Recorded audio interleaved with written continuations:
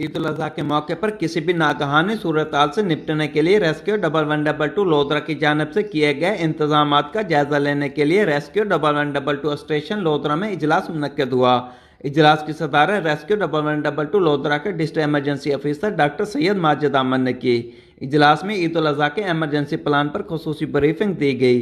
Plan के मुताबिक जिला भर के रेस्क्यू जवानों की छुट्टियां मनसूख कर दी गई हैं। जिला भर में नमाज ईद के बड़े इज्तिमात पर rescue ambulances, fire vehicles, rescue एहलकार और रेस्क्यू महाफिज अपने फ़रज़ सर अंजाम देंगे ताकि किसी भी एमरजेंसी सूरत हाल में आवाम को फौरी मदद फराहम की जा सके।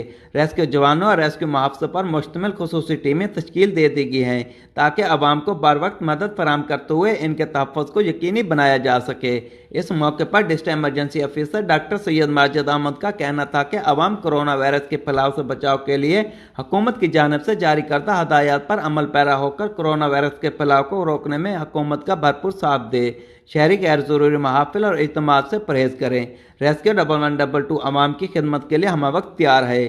कैमरा टीम के साथ doctor Kazim Abbas Baloch, bureau chief, Raj news.